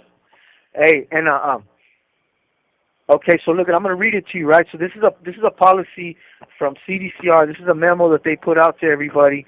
It's from the Division of Adult Institutions, Sacramento, and it was put out March 29, 2023. It says, to all incarcerated in state prison. In 2022, the California Department of Corrections and Rehabilitation, CDCR, began to house all incarcerated people the same way, based on their case factors and individual needs, not on their security threat group, STG, which in other words, or gang affiliation. CDCR aims to give all incarcerated people the opportunity to participate in positive activities. CDCR saw a lot of success in moving STG members based on their case factors and needs. Many people are now positively programming, working in job assignments, and getting ready to go home. Unfortunately, integration has not been successful for all groups. While CDCR fully believes in a person's behavior should determine where they are housed, we also... This call and your telephone number will be monitored and recorded. See, where was I? We also recognize the integration was not working for some people. The department has developed a plan to allow the maximum number of people to program peacefully without threat of violence. Effective March 17, 2023, CDCR began endorsing these Level 3 and Level 4 members to Salinas Valley Prison, California State Prison, Corcoran, and Pleasant Valley State Prison after careful consideration of their case factors and programming needs. All others who are Level 2 will be endorsed to non-designated programming facilities statewide. This was not an easy decision for CDCR, which believes fully in the ability of individuals to rise above gang ties and violent lifestyles and experience their full potential. However, it is the department's duty to provide a safe environment for the people in our care as well as our staff and visitors. The integration continues for all other incarcerated individuals. Thank you. So basically, what they're trying to say is the three prisons mentioned, Corcoran, Salinas Valley, and Pleasant Valley, that they're going to start sending, let me make sure I'm reading this. They're going to start sending basically gang members, active gang members, people that are still identify as being gang members. And when I say active, I'm not talking about GP and SNY. I'm talking about anybody that's actively participating in gang activity, whether it's on the main line or SNY. So what they're trying to do is they're trying to establish basically what Dave's saying, like put people that are still involved in that activity, put them in certain prisons so that everybody else can go about their business and transforming their lives and doing what they need to do to live in a constructive environment, to live in a productive environment, so that they can handle their business and become productive members of society. Yeah, that's what we all got. We got that message on our tablets, and we're basically everybody's been put on notice, and I take it serious. And I didn't before, but I was responding to my environment. I was responding to my defects. I was responding to what I knew. Violence was the answer for me because I didn't know how to navigate any other way. I didn't have skills. I didn't have tools and whatnot. So I did what I knew, and that's what I saw happening over here. So guess what? I'm going to do it more. I'm going to be that jackass. I'm going to be the one that's kicking up dust because that meant safety for me. But I had other issues that were at play, such as my meth addiction, just drug addiction in general. I used to like to drink a lot in here, and it's just, but there has to be something else, Hey, Merry Christmas, doggy. And where's your movie, Richard? We got people stopping at the door. But anyway, yeah. So what do you think about that, James? From an outside perspective, what you got going on? I think, man, I think that's crazy. But I mean, like you guys said, I mean, yeah, I mean, I want to hear why. Hold on, I'm gonna stop you. Yeah. What part? There's a lot of craziness. Okay, so what part? I want to. You're out in society, James. Yeah. You know, we're warped in here. We know that. I want to know from your outside perspective, what's crazy? Which part? So the first what part stood out to you? Well, all of it is crazy. So first of all, most likely he was on a GP line, and then he went to SNY. He joined a gang. Decided to still be with the shenanigans, and he's making it hard for the staff members and for everybody on that yard. Whether you're a staff member or individual, serving your time. He's creating all kinds of chaos. Yes. And then the administration yes, doesn't do. Go ahead. The issue is the problem is not just, see, you're speaking as like it's one individual. Yeah. You're saying he's the Yeah. problem. No, the problem was the SNY policy and how they let it spiral out of control. This person that's coming into these yards is responding to the environment. The issue should have been addressed with what was it? We call patient zero. Yeah. The first individual that came over to these yards and started pushing up on dudes and extorting these people and doing all that. They let the problem spiral out of control. The Sacramento, the policies coming out of Sacramento were just as much to blame as these individuals, because they know the kind of individuals they have in their care. Guess who's in prison? Drug addicts, drug dealers, violent people, murderers, molesters, and rapists, and there's all kinds of people in prison. It's been a general policy addressing the masses, and there has to be some individual intervention. Let me ask you something. Have you ever run into anybody that's been on SNY before it really became popular, like before, like it blew up? And if you have run into somebody, like how do they describe it that it was? Was it like it is now, or was it a utopia where everybody was safe, or people were starting to form gangs at this time? They said it was dangerous because they were letting so the guys who I met were guys when I was in the hole in Palm Hall, and I was talking to guys. I met this one guy who came in. He got hit in '89. So SNY wasn't, I don't even know if that concept. You have 60 seconds remaining. This guy was hit, and this is when actually that first gang started. He was one of the original members. And I'll call back in so I don't get the story interrupted. Okay. Yeah. Okay. All right, and ICEMAN, and right now I'll ask him that.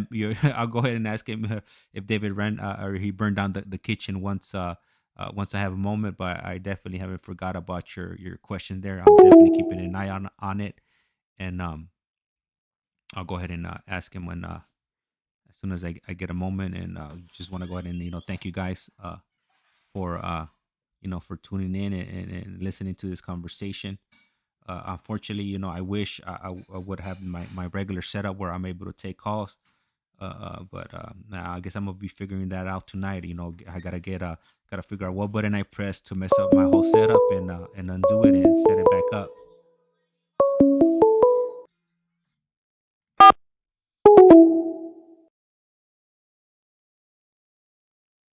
All right, so that call didn't go through, so they should be calling back shortly, and then we could go ahead and continue with the conversation. But like I was saying, hopefully I'm able to fix my setup, and I'm able to start taking calls again. I know it happened to me a few weeks back. I just don't recall how was it that I fixed the setup. So I got to go back and retrace my steps and set everything up. With my laptop, I'm not able to patch in phone calls. That I got set up through my desktop. So if you guys notice, I'm not sure if you guys could tell. When I can take phone calls, I can normally highlight your chat and whatnot. When I'm on mobile, when I'm on my laptop, I cannot take calls or highlight any of your This is messages. Global Telling. This You call have a is now being prepaid call recorded. from David Lopez. an inmate at the Centinela State Prison, Centinela, California. This call and your telephone number will be monitored and recorded. You have a prepaid call. You will not be charged for this call. To accept this call, say or dial 5 now. Thank you for using Global Tel Link. All right, hello. Hey, all right, James. Yeah. So I met a dude that got hit in '89. He was going through Chino a lot, and I remember describing Chino to the listeners, but for those listeners that don't remember, Chino is a giant hallway. When you get into Central, it looks like the projects. You're pulling in, you see Chino has 3 tiers. So when you pull in, you see the windows. Madrone Hall is the first place that you see, and it's to the left, like if you're pulling in the bus. And everybody was kind of just hanging out there's bars. The windows are barred off, but there's no glass there. And so people are kind of just hanging out the window and throwing trash out the window, and it's just yelling at the people coming off the bus. So when you pull into Central and you walk in and you're actually going, there's Madrone Hall and Sycamore Hall are to the left. But you turn to the right, it's a long hallway, man. You look all the way down this hallway, and there's units. There's doorways, but when you go through that doorway, boom, you're suddenly just at a giant housing unit with it looks like old school prison, like Alcatraz. I've seen pictures of Alcatraz, and the way that the cells are set up with the bars, that's how you see when you walk into those doorways. So you're looking down the hallway, and when you're if you're standing from Madrone Hall and Sycamore Hall, you're at the top of the hallway. You look all the way down, you're gonna see Cypress Hall, Palm Hall, and a little bit further is Birch Hall. But right in the middle of that is Canteen, the medical, and the yard. And so everybody shares those same medical and yard. Everybody shares the same stuff. So what would happen is the guys, Birch Hall was all the way at the end of the hallway. That was the last unit down there. That's where the guys who were they were considered no good. But there was really no SNY at that time. It was just, when they say they locked it up, well, that means because they were PC, they didn't come out. There was nowhere to put these guys, so they stayed in these cells. This call and your telephone number will be monitored and recorded. Guess what? These guys had to use the canteen. These guys had to go to medical, and so what I was told from that guy that locked it up in '89 was that he would be at canteen with other guys who were considered no good or PC, and right by them was the yard entrance. Right by the canteen was the yard entrance. And guess what? They got guys coming from Madrone and Sycamore going into the yard, and these guys are all GP. Well, they know that these guys are considered no good, so guess what was happening? They were just plucking them off. These guys were going to medical. There'll be guys from Birch Hall in medical, and they put them, they would just be sitting there on this little bench, and guess what? Sycamore and Madrone Hall, they get ducketed for medical, and they're in there, and guess what? It's on and cracking. So what these guys started doing was the guys who were getting hit, because in those days, you got stabbed, and they would all kind of click together. They all kind of stayed together, and what they did was they used that term that a lot of people don't know, that term 2-5, where it came from. It came because the quarter It's the quarter, you know, how you say quarter in Spanish is a peseta.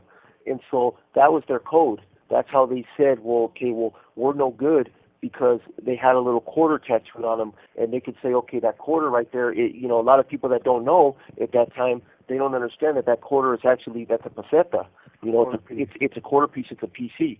So the guys who started getting that little symbol, they started clicking together like, okay, well, we're no good. We know that we got hit, but we're still kind of out in the population. We have to interact with these guys, so at least we know, well, these guys got a quarter, those guys got a quarter, and then if something happens, boom, they know that they got each other's back. Well, that's how it spiraled. So when they started creating the SNY yards, more people started clicking together, and then more people started going to Birch Hall. You know, a lot of people were getting hit in the early '90s. A lot of people were getting in trouble. So Birch Hall started filling up with a lot of people. By the time 2000 came, they started creating these SNY yards. They started spreading out. I remember SADF turned into an SNY. They had an SNY yard on D yard. There just more institutions were creating these SNY yards. Well, guess what? These guys were coming from Chino. They were already all clicked up. They were coming from other institutions where they created these little cliques, and they started congregating amongst themselves. And the concept at first was, well, we know that we're good.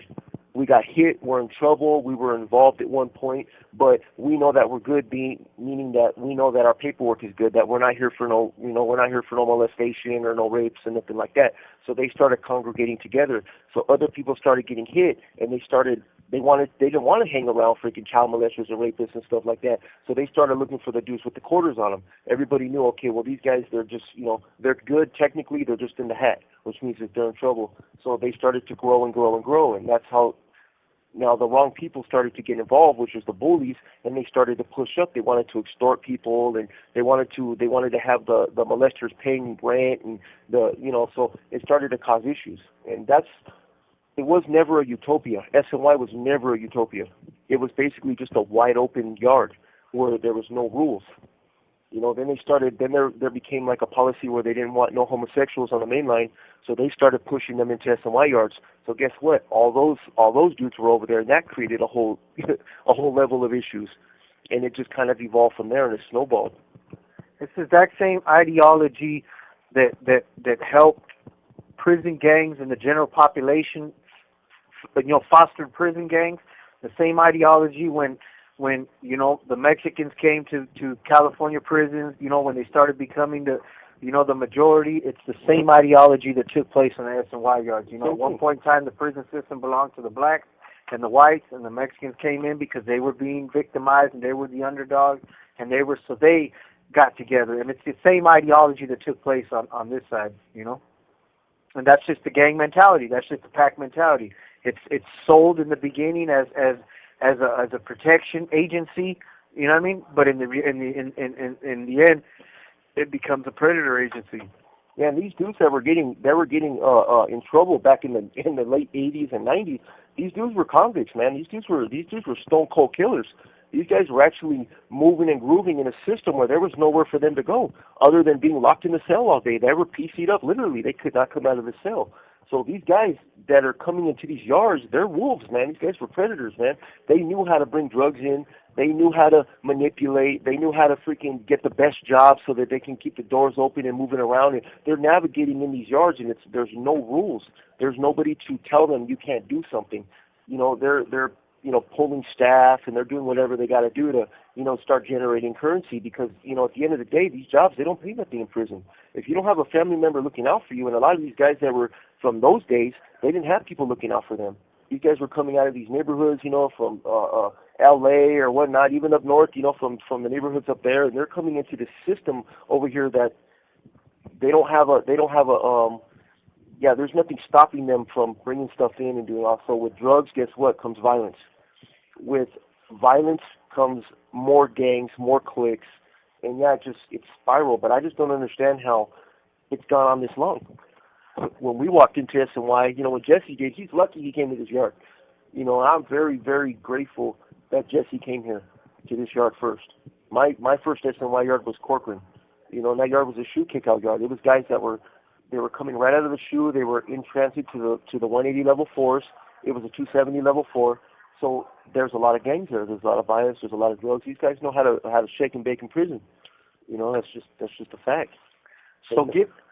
Given what we heard from that ex-officer, ex-correctional officer, and the policy that I just read to you about their vision moving forward with the gangs and what they intend to do with respects to policy and procedure concerning programming yards and non-programming yards, this, that, and the other thing. So you said that it was crazy, right, James, about, you know, me personally, what old boy, you know, I mean, that's the hand he played himself. And that's the hand, you know, he made his bed and he was laying in it, right? Idiot. I mean, I don't condone, yeah, exactly. I don't condone any violence.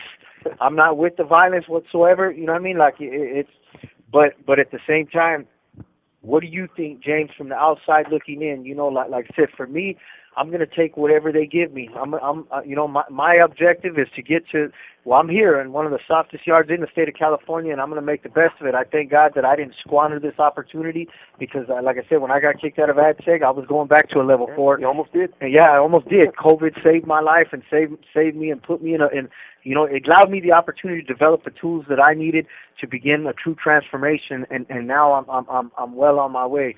But for guys like that, and I know a bunch of them. Some of the best dudes I met living that lifestyle. That's them right there. You know, I know them. They're on these 180s playing this gang stuff on this side because that's all they know. That's all they've done. And they were some of the baddest dudes over there in the general population, whatever you want to call it. But that just means, like me and like Dave, that just means they were more hopeless and more lost than the rest. You know. Yeah, and all that applies over there. Absolutely. Yeah, that's where they're at. They're in a situation where gangs apply. Yeah, they are in danger. Yep, survival. It's survival. I don't know. I don't remember, James, if I told you that I followed a blood trail out of my building one time. I was going to visit, and there was a blood trail all the way out of my building. I seen the trail go to the left. You could go to the left, or you can go straight. I chose to go straight. The blood trail, I don't know if it was from the other guy or another victim or what, but that trail went all the way up that way to the left. I chose to follow the blood trail, you know, over towards where the basketball court is, because that's usually where inmate traffic goes through. I followed it all the way there. I saw more blood go out into the yard, and then there's a staircase. Guess what? The blood trail went all up the staircase, and it looks like the guy fell and hit the wall because it was all smeared all over the wall. And I followed it all the way towards visiting because that's where medical was located. That's that environment. Yeah. I've been got on that yard. I've been in riots on that yard. I've got people. That's where I met Ricky Black. On that yard. It's extremely violent there. But what do you think, James? What do you think from an outsider's perspective? What do you have any advice? Do you have any opinions concerning what you think should or could be done, or what do you think? You said it was crazy.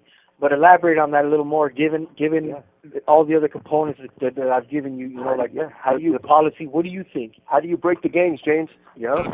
Man, that's the $1 million question. I think if I could figure that out, I'll probably be a rich man, or they'll put me 6 feet deep because they wouldn't want to solve the problem. But you're the technical guy.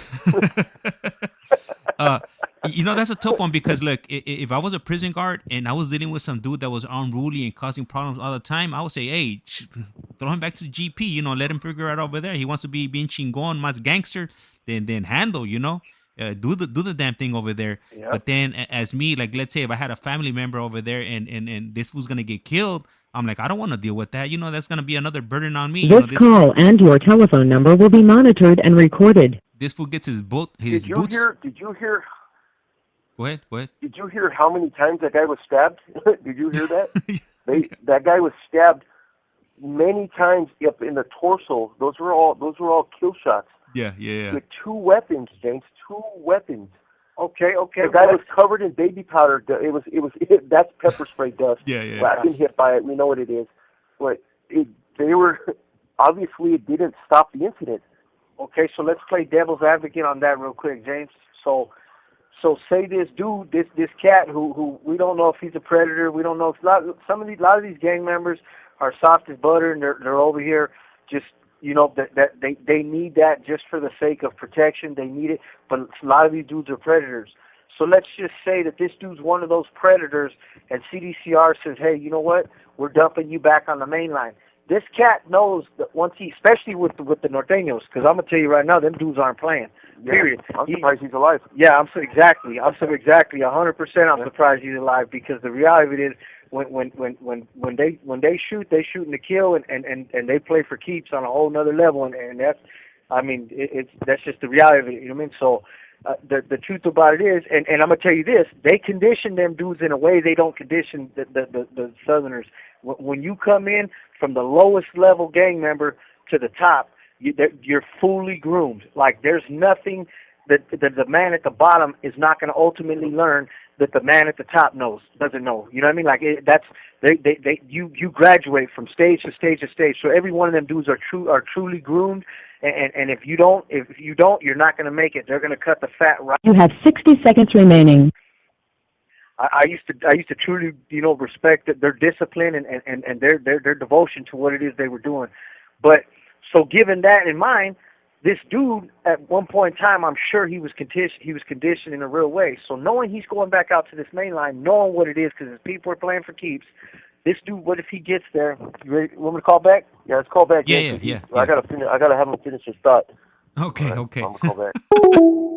All right, so right now when they get back, I'm gonna go ahead and read off your questions right there, Fish, and then well, after Jesse gets his thought out. It's just kind of been hard because definitely a hot topic here, and they're sharing a lot of great views and whatnot. So hopefully they'll call sooner than later, and we'll go ahead and continue with that. Well, pretty much them, because they're the ones that are holding this conversation, and a big thank you to them, because without them and all these gentlemen that come on, they really do provide a lot of information, an inside look on what's currently going on there, because they live there, and they see this day in and day out, all the stuff that's transpiring in front of their eyes.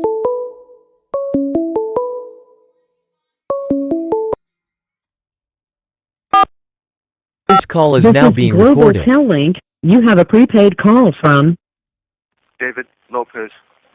an inmate at the Centinela State Prison, Centinela, California. This call and your telephone number will be monitored and recorded. You have a prepaid call. You will not be charged for this call. To accept this call, say or dial 5 now. Thank you for using Global Tel Link. Hello. Okay, James. All right, we're on. Sir. Yep. Go ahead. All right, so check it out. So this cat, he was an ex-northerner. He comes over to the side. He joins an SNY gang, and now he's on his way back to the mainline. With all the conditioning and all the training and all the skills that he was conditioned with prior to coming to the SNY from the northerners, because like I said, they're breeding these dudes up there in a different way. And so he comes out here with that same treachery, that same discipline, that same skill, and now he's going back over there. He hits this yard knowing what it is, because with the northerners, you're as soon as you hit a yard, you got a security detail on you until your paperwork clears, until everything checks out. You're not just going to show up and run drag. It's straight up. They're running a full make on you. Like, I mean, the Sureños do the same thing, but it's not in the same sense. Like, dudes will slip and slide on the TP. Militant as those guys do. Yeah, they're not as militant, exactly. Yeah. So this cat gets there. Automatically he starts chopping down his locker. Automatically, or he shows up with a burner because he knows what it is, because he's been a part of that movement before, right? So this is playing devil's advocate, because you said something that kind of triggered it. You said, well, if my family member was there, okay, so let's say your family member is an active northerner, and he's in the cell next door. He don't know nothing about what's going on exactly yet, and this dude who just comes here from the SNY yard steps out the next day, because he's not going to give anybody an opportunity to get him, and he steps out the cell, and the very first Mexican he sees, he starts digging off in him.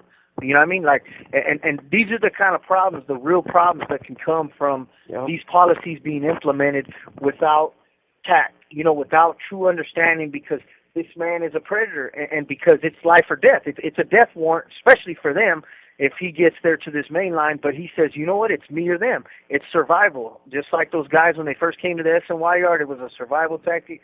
So he gets out there and he ends up hitting whoever's next door. And the cat next door don't know no different. For all he knows, this dude's going to check out to be good. So he's not, he don't know. He just wait. And the man comes out of his cell and just starts digging off at him. Now you got somebody who's been victimized that didn't really have it coming, and he's only there by circumstance, by mandated, you know. And this actually happened while I was still in Calipatria. Now, I didn't mention, I think I mentioned before that there's traditionally North and South, you know, as far as regional affiliations, but there's also Central California. You know, I'm not going to mention their thing by name, but these guys had issues. At one time they were involved in one side, and then I'm trying to be delicate the way that I navigate this. So anyway, it just went all bad from all sides. So that's all I'll say. So these guys, they were kind of in limbo. Now these dudes were with the business. These dudes, there's a lot of guys that were fools that were involved with this. They were from Central California. So I met them for the first time while I was in SADF. I started to meet these dudes, and they were pretty cool dudes. You know, a lot of times they were on lockdown, and we used to get along with them. They were kind of associated with us at that time. Then it went all bad. So I remember when I got to the 180 level 4 on Sea Yard in SADF, they brought a bus right when it started to be a war between us and them. And they were at war actually with the other side also. And that was the first time that I heard barking. You know, I went into a housing unit, and they were all barking, all crazy. And I was like, damn, this whole freaking unit's barking at me. Well, that was all bad because, you know, I was if they would have got a hold of me, it would have been all bad. So I guess I haven't really paid attention to what they had going on, you know, because they weren't from where I was from. So recently, they tried to put those guys, they tried to integrate them into Sea Yard in Calipatria. And I heard the shots. It went all bad. It was immediate. And the crazy part is those dudes came out swinging, just like Jesse said. They came out guns blazing. They knew what it was when they walked onto that yard. I don't know what. I heard rumors about what led to that. I guess that they had a lawsuit or something, or they appealed that they were being separated. And they're not SNY. These dudes are general population. They're just associated with a faction that was at odds with other factions. So they put them onto this yard. And I was at work that day on Delta Yard, on D Yard, and we all knew that it was going to happen because we were already prepared for a lockdown because they were going to have to go respond to that. Our yard was actually shut down, but I was a critical worker, so I was actually up front working when they put them on the yard. And yeah, they came out guns blazing, Jess. These dudes came out and they were freaking swinging. They were a lot of weapons were used, and guys got involved with that. This call and your telephone number will be monitored and recorded. There's a lot of fences on the 270 level 4, so they actually let them loose on the track in front of the program office. So the yard was shut down, and there was a bunch of other guys on the track, like yard workers and you know, guys that were like program workers and stuff like that. And they put some youngsters out there that day, and it went all bad on the track, you know. And so I heard a lot of shots, but I know quite a few people got stabbed that day. We seen the helicopter coming, and they were light fighting people, and it was all bad. And it's pretty much the same situation. They knew what was going to happen, but I guess they felt like they didn't have a choice or something, Jess. I don't know, like why, you know, I don't know how this can happen. And then I heard that the same thing happened in Ironwood. Yeah.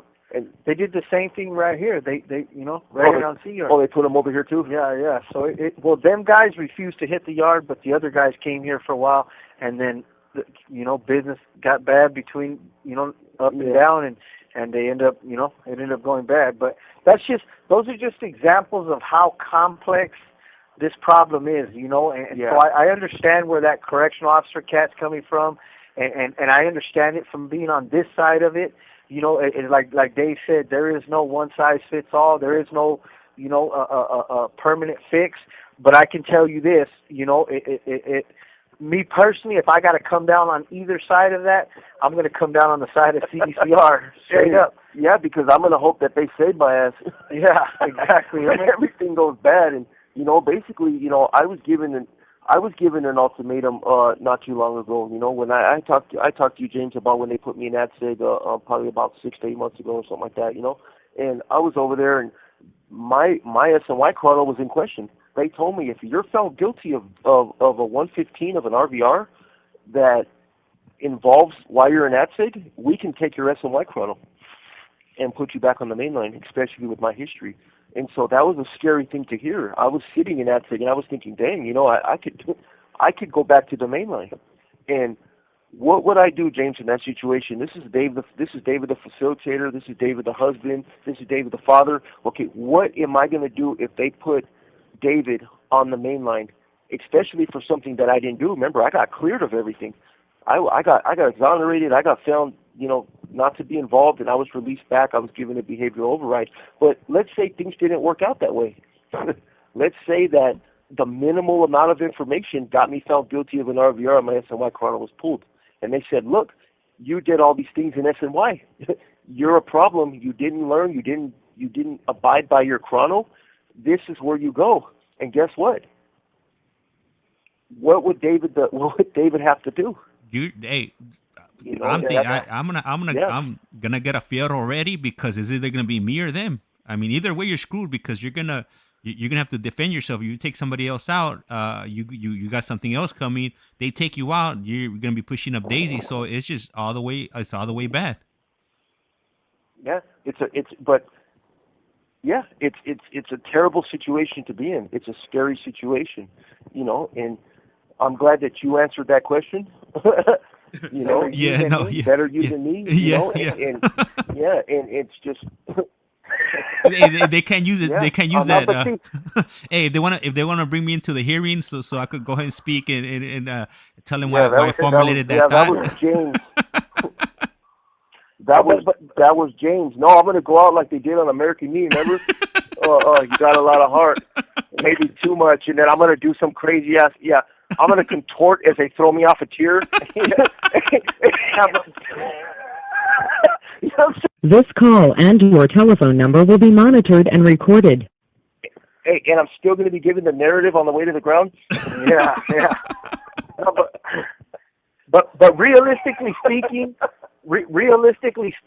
I, like me and Dave said, I gotta tilt my hat to that dude's ignorance, because to go back out there, that man was truly consumed by. That's how entrenched his belief system was. Because I'm going to tell you right now, one thing we need to make clear is there is always another option besides violence, and this is the truth about it. Those are the prisoners that I remember. Yeah, you do not have to go back out to that yard. When I mentioned the restrictive confinement general population unit, that it's full of people who refuse to come SNY or people who refuse to go back to the GP. Yeah. Like it's people who stay in limbo, and that's what that is. And so, like, just to put it out there, you know what I mean? Like, if I was ever put in a situation where some crazy reason like Dave, where they were going to try to take his chrono for something he had nothing to do with, because it involved a staff member and it just was some Big Brother stuff, I would have refused to go back to the yard, because resorting back to violence, even in the sake of survival, and it's not an option for me. So I would have been like, hey, well, you know what? If that's what you guys feel you got to do, then I'm going to the restrictive confinement general population unit, because I'm not going to compromise anything. Only a person who still believes that he has something to prove or he's entrenched with that, well then let's go. You gotta be really ignorant and really silly to go back out to that yard thinking that there was anything you could do other than kill or be killed. And neither one of those are an option for me. So they would, you know what I mean? I'd be sitting up in Pelican Bay Shoe in the restrictive confinement general population unit, and making the best of it, hoping that one day I got my day in board. Get up out of prison, because going back out to one of these yards. Yeah. So these dudes that end up in this restrictive housing unit and they parole, are they considered good or bad? Well, how do they parole? And I mean, in their mind, I'm sure that they think they're good, but like in everybody else's eyes, what are they considered? It just depends what the circumstance was. A lot of them dudes up there are still good. A lot of them dudes are in a place where they can fix it, right? And that's why they stay there, because it's administration develops enough information that deems you have safety concerns, and they say, like with my situation, they basically, you have two options. You either go to the DPU or you go to the RCGP, but you are not going back to the main line. You are not going back to the yard, and you have to make a choice. I know a bunch of cats that are up there right now that a lot of them cats, the second they hit the yard, they're going to kill them. There's ex-members up there who still believe they're members, and they're like, I don't give a damn. When I get my day in court and I get out to these yards, they can kill me because I'm going out on my 2 feet. You know what I mean? I'd rather die on my feet than live on my knees is a saying that they've always used. Why don't they send these guys to the DPU? Who? These SNY, these superheroes, the SNY gang members. Right. Yeah, they should be sending them up there. Right. No, absolutely. Yeah, put them up there. And some cats. Oh, so that means we're gonna be going out. So some cats actually, they parole and they get out there to the streets and they're able to fix their situation. And some cats, no matter what they do, there's no coming back from it. But like I said, they feel better looking themselves in the mirror from the RCGP than ever having to come out here to the SNY. It sounds like they might be running a day room at 7 o'clock, James. Okay. So You I know need what? to get the hell out of here. Yeah, no, yeah, you're looking out the shovel and whatnot. Yeah, definitely, want to get you out Yeah, to that's back to some human contact. But before we go, I have a few questions right here. If we could just throw them out No, there. we're good. Yeah, we so- still got 12 minutes. We're good. They don't open until 7. All right. We're good. What you got for me? So the first one's gonna be from Fish Slayer SoCal, and he's asking, do they think that eventually the CDC will have everyone on non-designated program? I think so. Yeah, absolutely. I think what they're going to do is that's what their goal is. Their goal is complete integration, do away with SNY. Those who want to program are going to program, and we shouldn't care about designations if we're trying to get home to society. Your neighbors are not SNY or general population. You guys are just all existing in out there in society. So the same concept has to be made in here. We have to eliminate all of the labels. I don't care what my neighbors are here for. I don't care what people are, who they are. I don't care if people are general population, SNY. That doesn't apply to me because David, the civilian, the civilized. You have 60 seconds remaining. The civilized member of society. It doesn't matter. And CDCR is on that track. That's how they want to do it. Hey, if you want to screw up and you want to have those designations, guess what? We're going to find a place for you. Those who don't, we're going to get you ready to become our neighbors. And this is a plan that they've been working on since before 2009. Yep. So they're just now implementing it, but they've been working on this since 2009. We can call back, James. We'll call back. Okay. All right. Perfect. Thank you. Yep. All right, and then when they call back and once they're finishing, or once they finish answering not Iceman's Fish Slayer SoCal's question, I'll go ahead and ask the question that Iceman had, and then we'll go ahead and wrap it up because, like you guys heard, they are going to be getting I guess day room. I think he said if I didn't misspeak there. So we got a few more minutes before we wrap this up, and just in case I forget, I'm just gonna go and throw it out right now. I really appreciate you guys tuning in, and definitely a great topic of a conversation right there. Shout out to that prison guard.